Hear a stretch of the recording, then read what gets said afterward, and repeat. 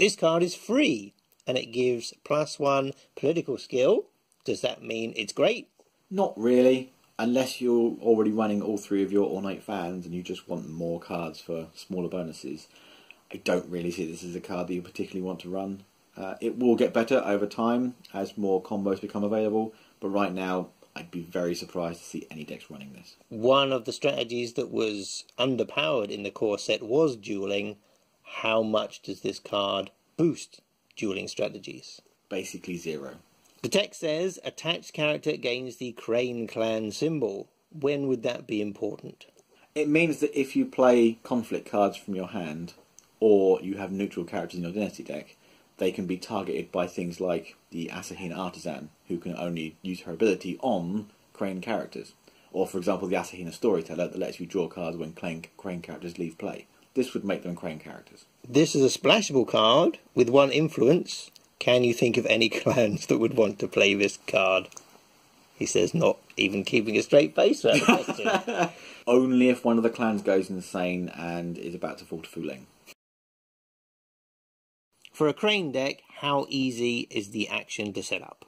Pretty easy. I think maybe Crane decks don't tend to have as many courtiers as, for example, maybe the Scorpion. But generally speaking, half of your characters probably have the trait. And going back to Doji Representative, it's a courtier that can leave a fight after you've dropped it, so that seems like a combo in a pack to me. Is it worth the 1 cost? Is it that powerful? In many situations, it's probably worth more than the 1 cost. The real downside to this, or perhaps the upside to other people, is that you're not going to be seeing the Crane running it because it's keeper only. And the Crane for the next year are going to be Seekers. But it does mean that other clans that are keepers will be able to splash this for a big boost to defence. Which clans is this most effective against? Which clans have a lot of cards in hand? Or which clans like to have a lot of cards in hand? I think in fairness, most clans are trying to have a big number of cards in hand, but Dragon are the one that immediately spring to mind, because they do tend to try and pick up all these attachments so they can have all their combos. Scorpions do occasionally have a habit of bidding 5 first turn to give your opponent honour so that they can keep taking it away from you. So they're probably good options, but even from the start of the game, even 5 for a first turn would make it very strong. If you are playing against an aggressive deck and you are losing provinces, is it best to use this card straight away or save it until your stronghold province is revealed? I don't think it's so much a question of when you play it in that sense. I think this is a card best played when your opponent has already played some cards to try and break your province, and you're then forcing them to have to play at least another 2 cards to break your province. So it's very much a question of trying to make your opponent spend as much as possible, because very rarely will you get as big a numerical boost as you can in this card.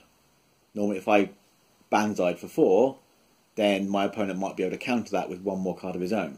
If I play this for, say, +6, there's no 1 card your opponent's going to play to suddenly win the province. This is a splashable card, which only costs 1 influence. What other clans do you think would benefit from having this card? The one that springs immediately to mind is Lion, simply because Lion play very aggressively with minimal defence. Being able to play 1 card to almost entirely save a province for a turn, I think fits into their playstyle very nicely. Do you think they'd have any trouble getting the courtier? No, they actually have quite a few courtiers, and since they don't tend to use them in their big military attacks, they are very much toolbox characters for a deck, and I think this is the sort of thing they're perfect for. This is the only conflict card for the dragon in this pack. It's an attachment. Were you surprised? Not in the slightest. Probably the thing that makes this playable at all is the fact that they can get use out of it just for being an attachment, even if the ability on it is not particularly stunning. Under what circumstances would you use the ability? I think it's best used for trying to hedge your opponent into picking a ring of your choice rather than their choice. If they're desperate for fate, then you can make them choose, say, a water ring rather than the void ring that might hurt you. Or you can use it in such a way, if they're going to have to pick the right ring, then you make sure you get the fate back when you play it. The problem being is that since it costs a fate to play in the first place, you probably need to use it for 2 or 3 turns to really get the payoff. Is it worth the 1 cost? Touch and go. In many cases I'd say no, but remember that the Dragon Clan do run Daimyo's favour, so once a turn a character will be able to play a card for 1 less, and maybe that's the right card so they can have 2 attachments and get the most out of their stronghold. This is a unique card, meaning that you can only have 1 in play at a time. Does it really need to be unique? I can happily say I have no idea why it's unique. beyond perhaps the fluff of it being a masterpiece and there shouldn't be multiples. But no, it obviously limits you playing it, but I don't think it would be terrible if you could have more than one out. It's a splashable card which costs 2 influence. Are there any other clans you can see using this? It's a dragon card, it always costs 2 influence. And to be honest, no, maybe Phoenix might find a small space for it. I just don't think Phoenix are ever really going to splash dragon. Ooh, that's a whole conversation for another time. Time of War is an extremely evocative name, particularly within Legend of the Five Rings. Is this a card which lives up to the majesty of its title? Possibly not, mostly because you won't see the line using it for at least a year because it's a Seeker-only card. This is only going to get splashed by the Seeker clans for the next year. However, on the basis that it can actually allow you to use a particularly good weapon over, multiple times that leaves play, it has the potential to be powerful, but I think it possibly requires a little bit too much setup to see regular use. What kind of weapons did the Lion benefit from? At the moment, out of the core box, the Lion have their Honoured Blade, which gives them extra honour when they're attacking. And of course, no one minds having the extra 2 strength from a Fine Katana. But I don't think these are really the things you want to play a whole extra card for. It wouldn't be terrible to essentially have a pseudo version of an extra Fine Katana in your deck. If it's worth playing in the first place and you see a lot of them around, clearly that would be worth it.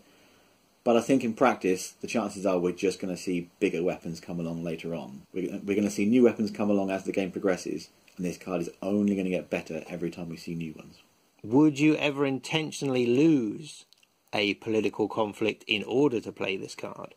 Yes, because Lion have other things that also trigger off losing political conflicts, and there's no reason you can't trigger all of them off the same conflict. The stipulation is a printed cost of 3 or lower. Would the Lion benefit from having Jade Tetsubos for free?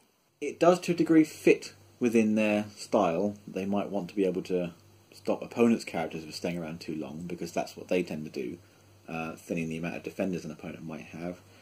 But really it comes down to, would they want to splash Crab, and it seems a little unlikely right now.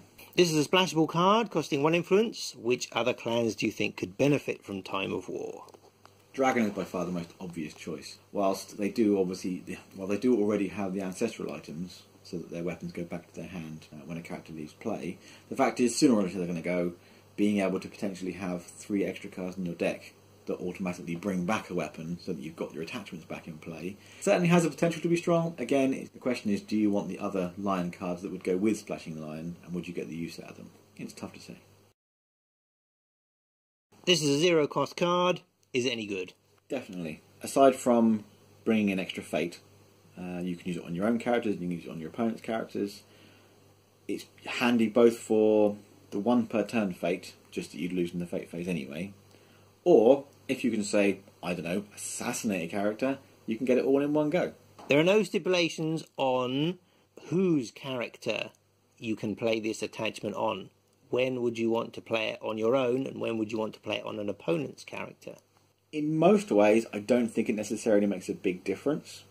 There will be times when you want attachment on your own character so it can't be affected by, say, a Ninten Adept. There are times you'll want to put it on your opponent's character because they're just paying large amounts of fate. The fact that you can control who you put it on at any given time is probably what makes it quite powerful.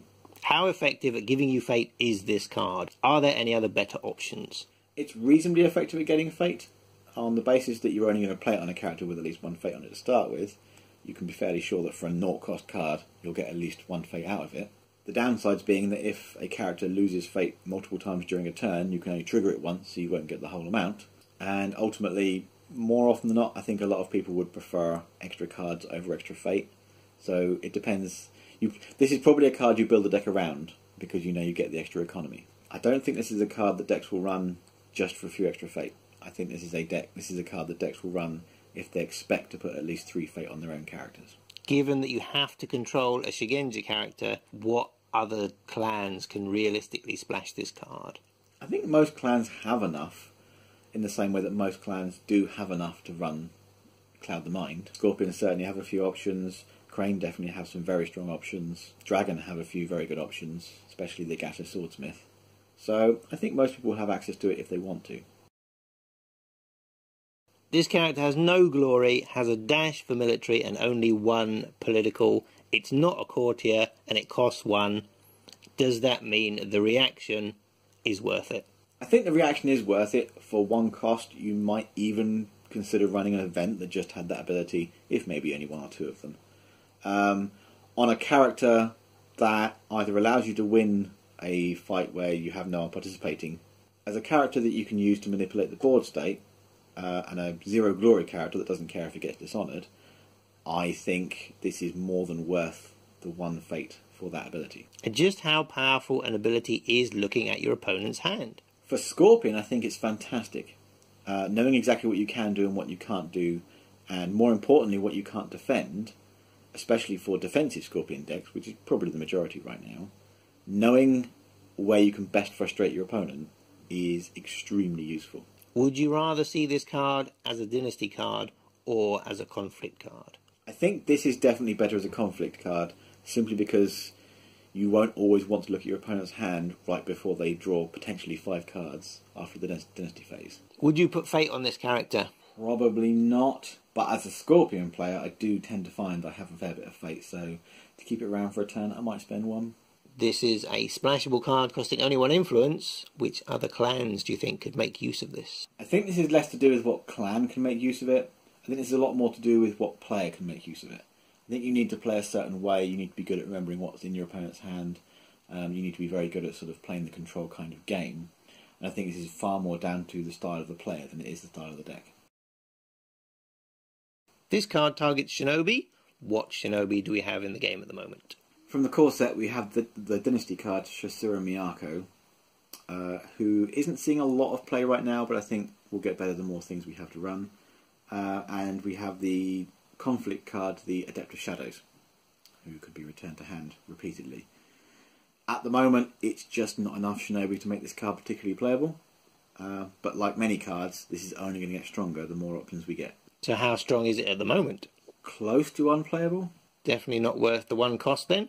I mean, effect-wise, it would be worth the 1 cost if you were getting the use out of it, but on the basis that at the moment you're unlikely to be targeting more than 1 or 2 personalities with it, probably not. This is a splashable card costing 2 influence. Can you ever see any non-Scorpion clan playing this card? Only when the Crane finally admit they're unlost dogs and have their own Shinobi.